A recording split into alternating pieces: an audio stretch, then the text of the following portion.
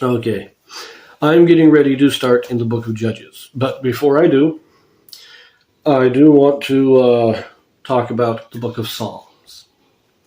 Because the book of Psalms, we don't really know exactly when all the individual Psalms were written. So placing them in a chronological order is practically impossible. I would actually say it is impossible.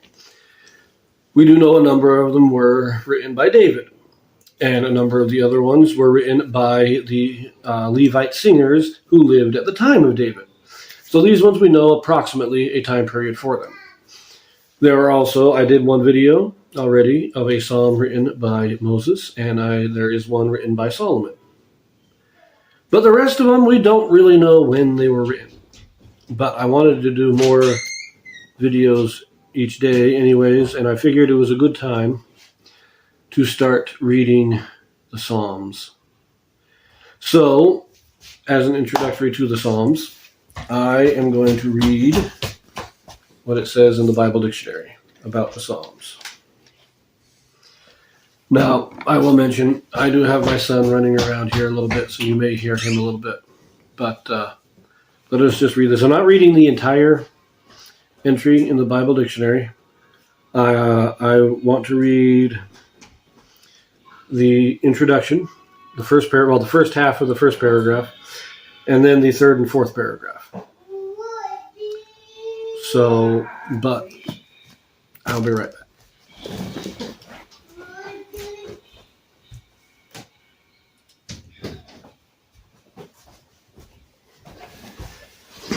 Okay, here we go. The Psalms. Close the door.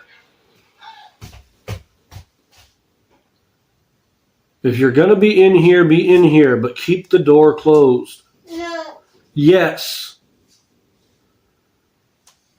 Catherine.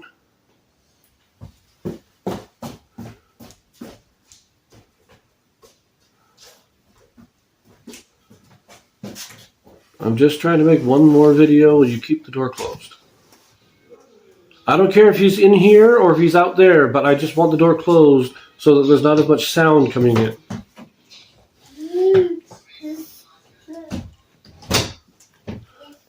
Okay, Psalms. The Psalms collectively are called in Hebrew Tehillim, or praises. But the word mizmor, which denotes a composition set to music, is found in the titles of many of them. Now I want to pause there. What this means is that some of them are just poems. They were not written to be sung. But these are they're poems of praise, in some way praising God. Some of them are written to music. Some of them aren't. So let us see here. Moving on to paragraph 3. Titles are added to some of the Psalms, but it is open to question whether these are as old as the words to which they are attached. They mainly refer to the manner in which the words were to be sung or accompanied. Some psalms were to be accompanied by stringed instruments, such denoted by the words negana or neganoth. Others by wind instruments, designated by nihiloth. While such titles as set to Alamoth or set to the Sheminith can seem to imply that there was singing in parts. Alamoth means maidens, and Sheminith means octave, meaning some of these ones were set to be sung by an all-female chorus, the maidens. Others were set to be sung in an octave, meaning 8 parts.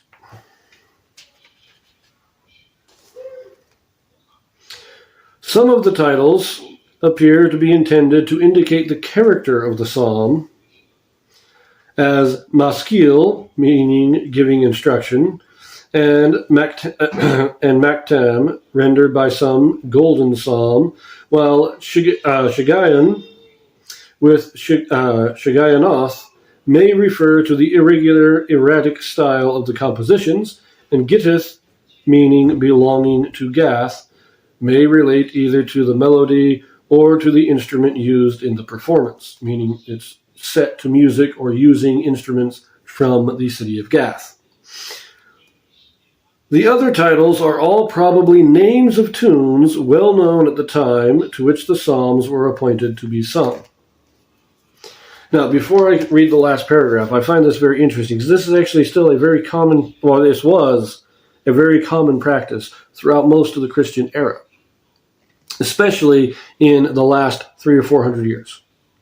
There were many hymns. You would open a hymn book, and they would be listing hymns, and what it would list is have the title of the hymn, and then it would list the name of the music, and then it would just have, you wouldn't have it like in modern hymnals where you have the sheet music and you have the notes and everything written out. That wouldn't exist in old hymn books.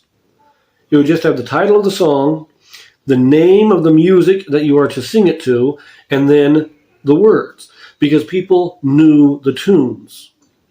And there were many songs that were all to be sung to the same tune. You just had different words.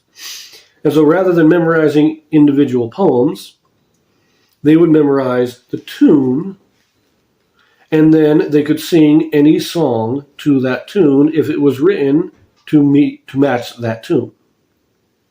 And this seems to be something that ancient Israel did as well. They had certain tunes that everybody knew, and then a psalmist would write a psalm and say, okay, sing this psalm using this tune.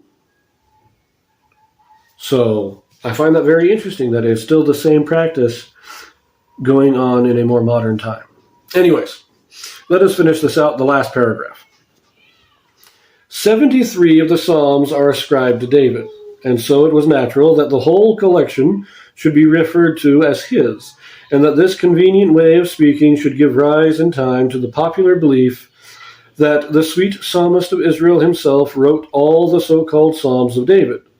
Sacred psalmody is ascribed to him in general terms in 1st and 2nd Chronicles, the accompanying instruments also being called instruments of David, as in Nehemiah and Amos. In some cases in which a psalm is ascribed to David in the Hebrew, it is certain that he could not have written it, and it has been concluded that the Hebrew titles are sometimes inaccurate.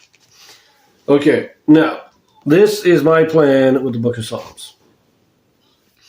I am going to just read all the Psalms as if they are written by the person that they are ascribed to. So if it is ascribed to David, I'll be reading them during the time period of David. If it is ascribed to some other author, I will read it during the time period of that author, although most of them would still be in the time period of David. There are 3 other primary authors that are named. David has most. Then there is Asaph, who has 7 or, actually I think he has 12 or 13 that are ascribed to him. But he was one of the primary singers of David. Then there's Heman, and he has 7 or 8, and he was also one of the primary singers of David. And then there's Ethan, who is ascribed 1, and he was the 3rd singer of David. So all of those are during the time period of David. There is, again, one that was written by Moses, which I have already done a video of, and there is another one written by Solomon. This leaves about somewhere between, I think, between 30 and 40 Psalms that have no author ascribed to them. They are just there. These Psalms are the ones that I will be reading while I go through the book of Judges and Ruth. Up until the point that I get to David, I am going to be covering all of these Psalms. I will probably just do them in numerical order. Well, no, they are separated into as like the Song of Degrees, which I believe means they're supposed to be sung in a round or something like that. But they do have, there's the praises, there's the instructional ones, and so I'll read them in their collections in numerical order as close as I can. But I will read all these during this period leading up to David. Once we get to David, then I will be doing the Psalms frequently because most of them were written at the time of David. Now, the ones I will try and align the ones that are ascribed to David to either when he was a youth before he served with King Saul.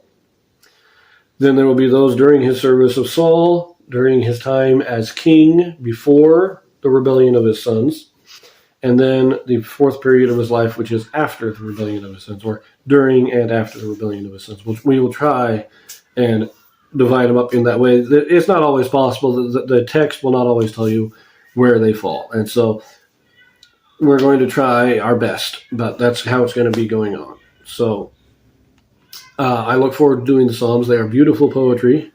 I will also point out that they are English translations, and so they don't have the scansion, the meter, the rhyming patterns that they would if you were reading them in the original Hebrew.